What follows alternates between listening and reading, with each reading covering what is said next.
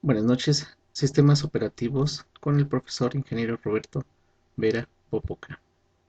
Mi nombre es Juan Ignacio Miranda Serna, alumno del quinto semestre de la licenciatura de Informática Administrativa. Evolución de los sistemas operativos. Década de los 40.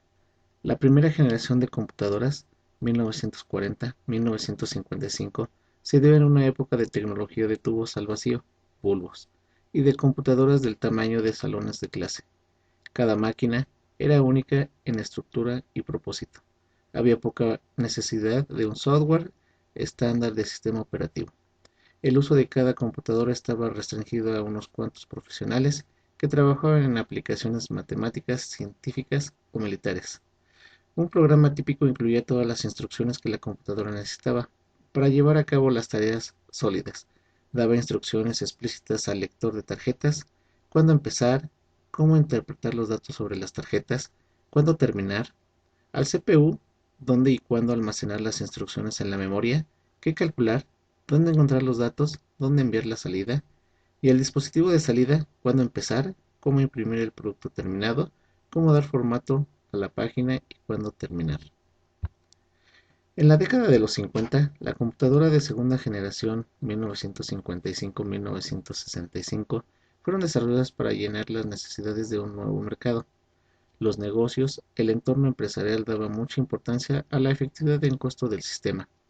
Las computadoras seguían siendo muy costosas, en especial al compararlas con otros equipos de oficina. La IBM 7094 tenía un precio de $200,000. Por lo tanto, se debía maximizar la producción para hacer que este tipo de inversión fuera rentable para uso empresarial, lo que significaba incrementar de manera dramática el uso del sistema. En la década de los 60, las computadoras de la tercera generación provienen de mediados del decenio de los 60. Fueron diseñadas con CPU más rápidos por su velocidad, causó problemas cuando interactuaban con dispositivos de entrada-salida relativamente lentos. La solución fue la multiprogramación, que introdujo la idea de cargar muchos programas de una vez y compartir la atención de un CPU. Los primeros sistemas de multiprogramación permitieron que se dieran servicios a cada programa por turno, uno después de otro. Cuando un programa emite un comando de entrada-salida, genera una interrupción que solicita los servicios del procesador de entrada y salida, y se libera el CPU para que inicie la ejecución de las tareas siguientes. Esto se conoció como multiprogramación pasiva. En la década de los 70, después de la tercera generación, a fines de los años 70, las computadoras tenían CPUs más rápidos, los que aumentó la disparidad entre velocidades de procesamiento y el tiempo de acceso más lento de entradas y salidas.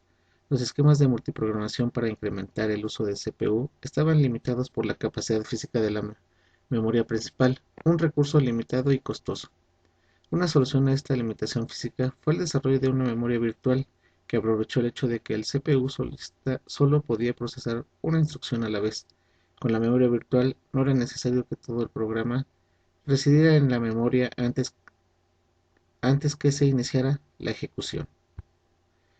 En la década de los años 80, el desarrollo de este diseño mejoró de una manera dramática la relación costo-rendimiento de los componentes de las computadoras. El hardware era aún más flexible, con funciones lógicas incorporadas en tarjetas de fácil reemplazo. También eran menos costosos los que más funciones del sistema operativo se hicieron parte del hardware. Esto dio lugar a un nuevo concepto, el firmware, término utilizado para indicar que un programa está contenido de manera permanente en ROM, memoria de lectura solamente. En contraposición a los que pertenecen en el almacenamiento secundario, la tarea del programador, según se había definido en años anteriores, cambió de manera espectacular porque el software del sistema desempeñaba muchas funciones de programación. Esto simplificó la tarea del programador y la hizo menos dependiente del hardware. En la década de los 90, la demanda generalizada de capacidades Internet originó la proliferación de capacidades de red. Hoy la accesibilidad a la web y el intercambio de correo electrónico son características comunes de casi todo sistema operativo. Sin embargo, el crecimiento de la red también ha creado mayor demanda de seguridad a fin de proteger el hardware y el software. Los componentes del sistema operativo. La seguridad. El mecanismo que controla el acceso de los programas a los usuarios a los recursos del sistema. El sistema operativo se encarga de distinguir entre uso autorizado y no autorizado, especificar los controles de seguridad a realizar, forzar el uso de estos mecanismos de protección. Comunicaciones. Para mantener las comunicaciones con otros sistemas, es necesario poder controlar el envío y la recepción de información a través de las interfaces de red. También hay que crear y mantener puntos de comunicación que sirvan a las aplicaciones para enviar y recibir información y crear y mantener conexiones virtuales entre aplicaciones que están ejecutándose localmente y otras que lo hacen remotamente. El sistema de entrada y salida. Consiste en un sistema de almacenamiento temporal, caché, una interfaz de manejadores de dispositivos y otra para dispositivos concretos. El sistema operativo debe gestionar el almacenamiento temporal de entradas-salidas y servir las interrupciones de los dispositivos de entradas-salidas. Programas de sistema.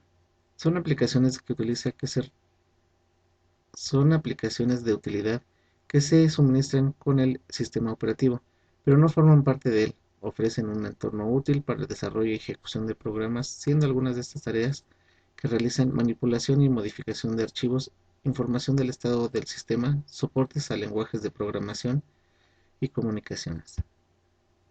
Gestión de archivos. Los archivos son colecciones de información relacionada definidas por sus creadores. Estos almacenan programas en código fuente y objeto, y datos tales como imágenes, textos, información de base de datos, etc. Existen diferentes sistemas de archivos, es decir, existen diferentes formas de organizar la información que se almacena en las memorias, normalmente discos. De los ordenadores, por ejemplo, existen los sistemas de archivos FAT, FAT32, ETS2, NTFS. Gestión de procesos. Un proceso es simplemente un programa en ejecución que necesita recursos para realizar su tarea, tiempo de CPU, memoria, archivos y dispositivos de entrada-salida. El sistema operativo es el responsable de crear y destruir los procesos, parar y reanudar los procesos, ofrecer mecanismos para que se comuniquen y se sincronicen. La gestión de memoria. La memoria es una gran tabla de palabras o bytes que se referencian cada uno mediante una dirección única. Este almacén de datos de rápido acceso es compartido por la CPU y los dispositivos de entrada-salida. Es volátil y pierde su contenido en los fallos del sistema.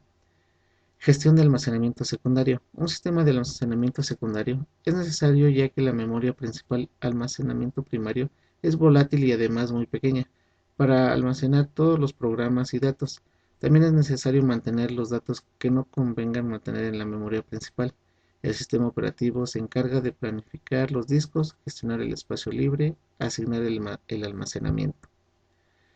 Eso es todo por mi parte. Muchas gracias.